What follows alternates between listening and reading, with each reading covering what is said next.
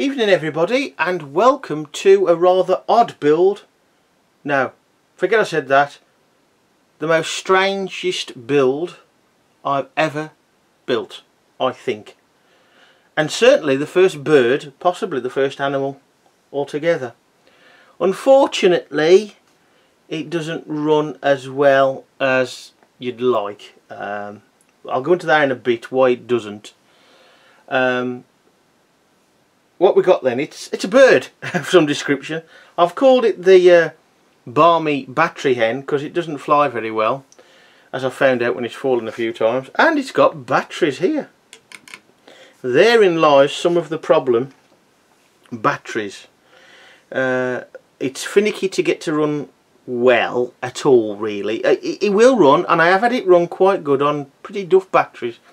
Therein lies the problem. If you've got really good batteries, I find that the leg, the operating leg, it's only got one here, can flick up and then jam against the wheel. So I tried a few things like counterbalance, or trying to counterbalance the leg a bit with extra nuts and bolts from the set that are spare, to try and stop it flinging so far, but no joy. So in the end I just put a simple angle bracket on there to extend the foot, if you like, backwards, or the heel. It seems to do the job. I've had a bit of issue with the build regarding alignment and getting at things, really. That was the main problem. It's a couple of hours build, although I wasn't exactly rushing. An hour and a half, I would say, tops. It's got about a 3-to-1 reduction gearing, and then followed by what, I don't know, that's about a 1/4 inch, I suppose, really. So what's that, 6-to-1 there, roughly. So all in 6-to-1, about a 9-to-1 ratio reduction, which is, if you run it on really good batteries, as I say, it flings around fast. This can catch there without the little extra bit of foot on there, a bit of heel on. And if you've got too low batteries, it's not enough to lift the bird very easily and carry it forward. It doesn't really carry forward very well anyway. It doesn't like it on this wood. It's a bit better on the T-tail, on a bit of material. I tried it on my break at work where I built this, and it was a lot better on the table there, with pretty duff batteries, I'll be honest. It requires some extra washers, really, not in the, just in the normal areas. There is 2 washers in the set, but there's no washers used in the set. But what I did do early-ish on in the build, well, about halfway I suppose, I used them through these slots here on these metal flexible plates so as not to damage them too much. This one was already creased a little bit, and you see you've got to put a little bit of a curve, not really a bend, a curve to it there. This one had been damaged, as I say, so I'll put that one where the most of the curve would happen, and since it's fallen off the top of it and got a bit more creased, then I had more alignment issues. Getting the alignment right is a bit of a pain. This is a second-hand set, of course, eBay buy, and probably somewhere between about 9 and 15 quid all in. And the parts are still quite new and shiny, and they tend to move a little bit, so you really have to tighten things up. The worst thing about the build is the motor, and trying to get at the bolts that hold the motor. There's the bolt itself, that's fine. The nut the other side, you've got the old-fashioned spanner without the box section at the end, which would slide straight on. You've got the old-fashioned spanner with just the open-ended ends on, and you can't get it on. You have to sort of get it end on a little bit, and it's a right effort to do so.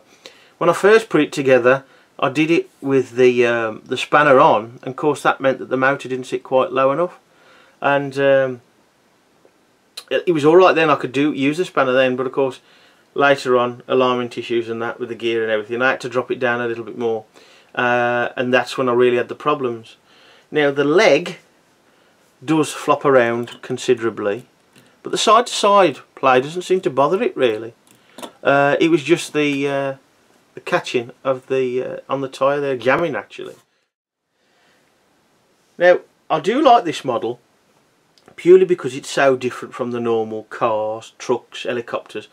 I'm fed up of making helicopters, I'm fed up of making cranes. I do like me cranes, but I am a bit fed up with that at the moment. This one, I thought about the radar truck, or just behind the Barmy battery end is a trike. They're all pretty much same wheeled vehicles. There's an odd looking truck over the back there, that one. But they're all vehicles really, and I suppose this is in a way or half of it. But it's the theme, if you like, of the model. It's a bit different, a bit mad really, and it does work, but it doesn't work for long. It seems. If your batteries are average, shall we say, that's your best bet. Brand new, it might jam up a little bit, and it's a bit violent, to be honest. The problem with this model is that it's always pulling its own dead weight. It's a stop-start thing really, with the body right down in its position there, like that. That's as far up as it'll go, because as it's bouncing around like that, it tends to jump a little probably, especially with the weight of the batteries on the back, which really help it, I suppose, to get off the ground. But of course, once it gets round again and down, it stands on the other leg, which I'll show in a bit. You're starting again, so it's always pulling its own dead weight. Now it's not exactly that heavy, it's a reasonable weight. You've got the motor, of course, there at the front, which probably doesn't help, but I don't suppose it's any heavier than the batteries. The neck, of course, adds to that. Nice little feature of the neck, actually, the construction. I don't suppose they want you to tighten it this tight, the braided. The way this bounces around, it's going to come undone. You've got a bolt through here. There's two, one each side. You've got a plastic collar at the bottom, and you've got a rubber grommet at the top. Now, there's a slight, perhaps, distortion in the strips, because I've tightened it up so they won't come undone. But it does prevent most of that. The instructions don't show you to tighten it as much as I do. It also uses 14.7mm pivot bolts there, but once you've tightened one up, you can put a shorter bolt in the other side. The 14.7 look really ugly, sticking out really far. These are 12s now. I've changed them. We just do one at a time. Do one, help pull it together. You can just about get the nut on. Once it's on, that's fine. Do the one, do the other. There was a mistake in the build. Two mistakes. First of all, let's hope you can see this. Right at the end of the axle here, where the drive pulley is, and these rubber grommets are never brilliant as a drive, to be honest, we've got a spacer there. Well, actually that was the other side between the boss on the contract gear and the flat girder plate, a flat girder here, so just the other side there, which meant there was no adjustment at all in the position of the gear, and it was rammed right hard against the pinion on the motor shaft. So as everything's quite tight, new as well, these rubber grommets touching these surfaces here is only going to slow it down. So what I may be doing is removing those washers from there, putting up with the fact that you've got washers through, bolts through flexible plates with nothing between them at all, either side, and put them on there to aid the bearing so they actually run better. I have put a blob of furniture polish on these grommets here in both sides, but what then happens is, especially in this light I'm using here, it eventually finds its way to the axle and the grommet starts to move out, which in turn gives you too much play, which means the gear disengages and it makes a right awful noise grinding. Need to say, then it doesn't work. So what I've actually done, there are spares left in the set, I've put a fresh one on there for now, but I think with the washers on there it should be better. But that spacer inside there that was on the other side of the gear, I think it's a simple mistake really, because without that spacer on there the alignment of this belt is awful, but with the little plastic spacer on there it's next to perfect. So that was a good thing. There's an odd thing inside early on in the build. You can just see there is a 9mm bolt There's two there. There's no need. There's plenty of space, standard ones for that, and there's no apparent need for those there. What else with it? The main niggle was that access to the nuts on the back in that flanged plate there. Getting to those, that was the main issue really initially. But you need batteries that are not brand new but not flat. You need them reasonable. Overall, it's a mad model, and I like that. We've all seen plenty of cars and things, and there is a couple of things I might do to make it a little bit more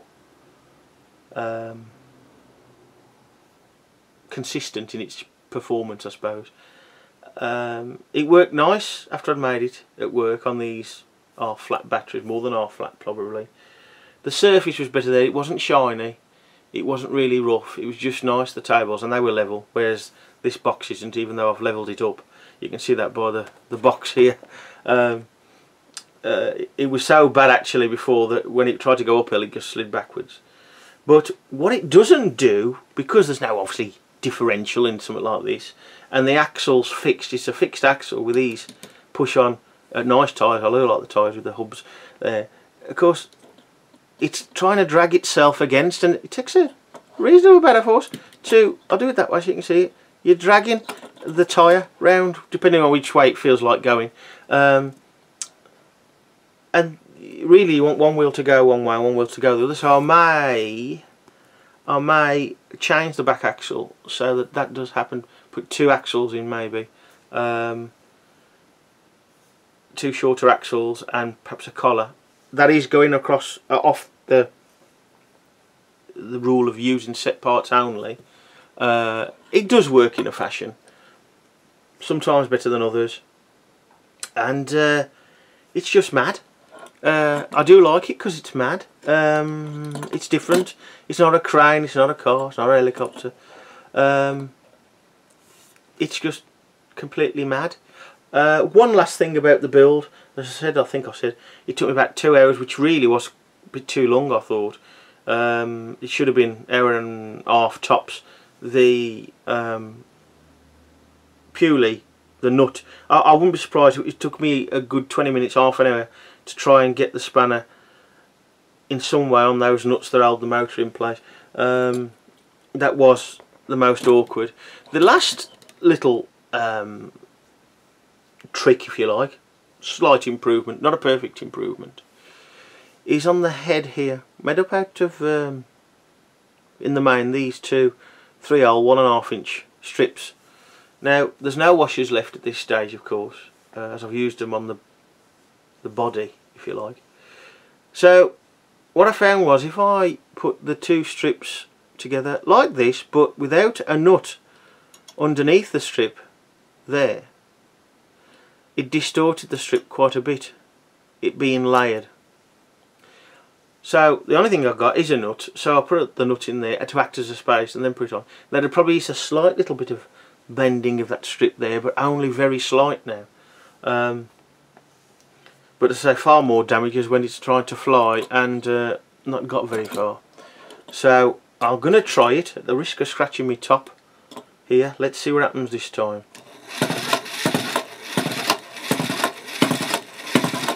Doesn't seem to be getting very far, apart from probably going to fall off the table. So I'll stop it before it does. As I've damaged the body once doing it that way. Let's try it again. I think the batteries have now died a little bit, and it's not gripping on the wood, which is pretty good from this point of view because you can actually see it in the shot better. It usually veers off and falls off or shows its back end to you. Now with a bit of luck it might make the turn without falling off.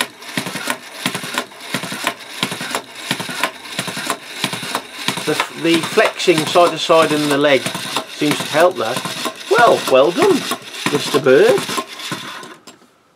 There we are, or Mrs. Bird. So there we go. The Barmy battery N from a 1995 Evolution 2 set. Not to be confused with the very latest Evolution sets. These are not really an Evolution at all. They're, well, there's more red in the livery. You could argue slightly more modern looking vehicles, although to my mind vehicles that don't really look quite right. The helicopter, that looks alright.